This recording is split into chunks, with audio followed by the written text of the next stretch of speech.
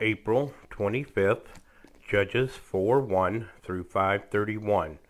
Again the Israelites did evil in the eyes of the Lord, now that Ehud was dead.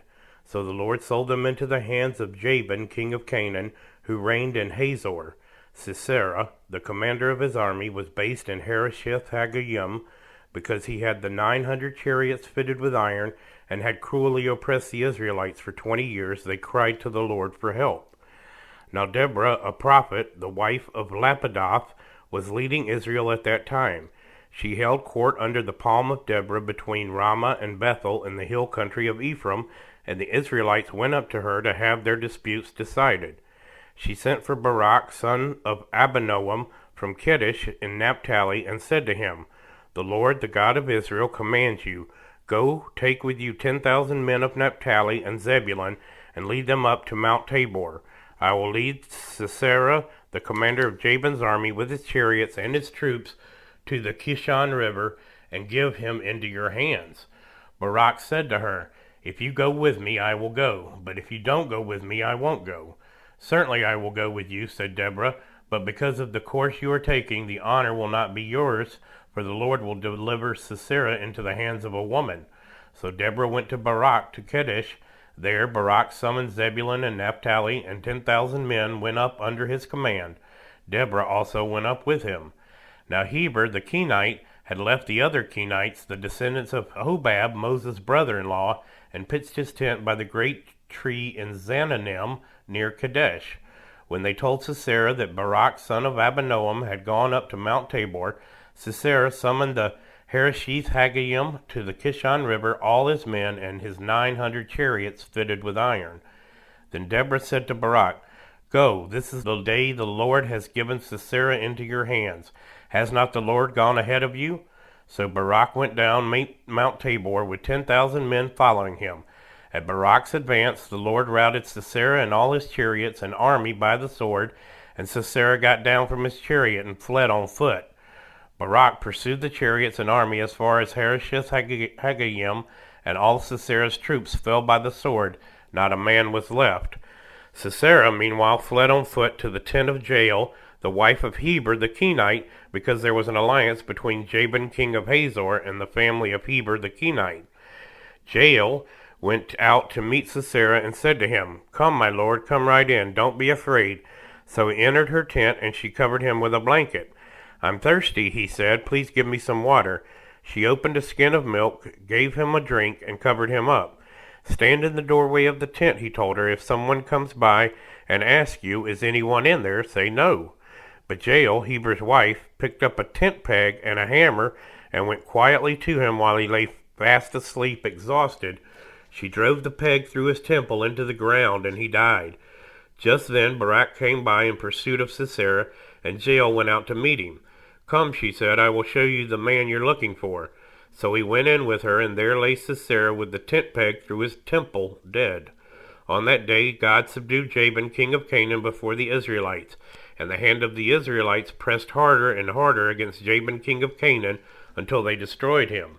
On that day Deborah and Barak, son of Abinoam, sang this song: "When the princes in Israel take the lead, when the people willingly offer themselves, praise the Lord. Hear this, you kings, listen, you rulers. I, even I, will sing to the Lord. I will praise the Lord, the God of Israel, in song. When you, Lord, went out from Seir, when you marched from the land of Edom, the earth shook, the heavens poured, the clouds poured down water. The mountains quaked before the Lord, the one of Sinai, before the Lord, the God of Israel. In the days of Shamgar, son of Anath, in the days of Jael, the highways were abandoned. Travelers took to winding paths. Villagers in Israel would not fight. They held back until I, Deborah, arose, until I arose, a mother in Israel. God chose new leaders when war came to the city gates, but not a shield or spear was seen among 40,000 in Israel. My heart is with Israel's princes, with the willing volunteers among the people. Praise the Lord. You who ride on white donkeys, sitting on your saddle blankets, and you who walk along the road, consider the voice of the singers at the watering places. They recite the victories of the Lord, the victories of his villagers in Israel. Then the people of the Lord went down to the city gates. Wake up, Deborah. Wake up, break out in song. Arise, Barak, take captive your captives, son of Abinoam. The remnant of the nobles came down, the people of the Lord came down to me against the mighty. Some came from Ephraim, whose roots were in Amalek. Benjamin was with the people who followed you. From Machir, captains came down. From Zebulun, those who bear a commander's staff. The princes of Issachar were with Deborah. Yes, Issachar was with Barak, sent under his command into the valley. In the districts of Reuben there was much searching of heart. Why did you stay among the sheep pens to hear the whistling of the flocks? In the districts of Reuben there was much searching of the heart. Gilead stayed beyond the Jordan, and Dan, why did he linger by the ships? Asher remained on the coast and stayed in his coves. The people of Zebulun risked their very lives, so did Naphtali on the terraced fields. Kings came, they fought, the kings of Canaan fought. At Tanakh by the waters of Megiddo, they took no plunder of silver. From the heavens the stars fought from their courses. They fought against Sisera. The river Kishon swept them away. The age-old river, the river Kishon, march on, my soul, be strong. Then thundered the horses' hoofs, galloping, galloping go his mighty steeds. Curse Meroz, said the angel of the Lord, curse its people bitterly, because they did not come to help the Lord against the mighty. Most blessed of the women be Jael, the wife of Heber the Kenite, most blessed of the tent-dwelling women. He asked for water, and she gave him milk in a bowl. Fit for nobles, she brought him curdled milk. Her hand reached for the tent peg, her right hand for the workman's hammer. She struck Sisera, she crushed his head. She shattered and pierced his temple. At her feet he sank, he fell, there he lay. At her feet he sank, he fell. Where he sank, there he fell dead. Through the window peered Sisera's mother. Behind the lattice she cried out, Why is his chariot so long in coming? Why is the clatter of his chariots delayed? The wisest of her ladies answer her. Indeed, she keeps saying to herself, Are they not finding and dividing the spoils, a woman or two for each man? Colorful garments as plunder for Sisera? Colorful garments embroidered, highly embroidered garments for my neck? All this as plunder? So may all your enemies perish, Lord, but may all who love you be like the sun when it rises in its strength. Then the land had peace for 40 years. Luke 22:35 through 53. Then Jesus asked them, his disciples, When I sent you without purse, bag, or sandals, did you lack anything? Nothing, they answered. He said to them, But now, if you have a purse, take it, and also a bag.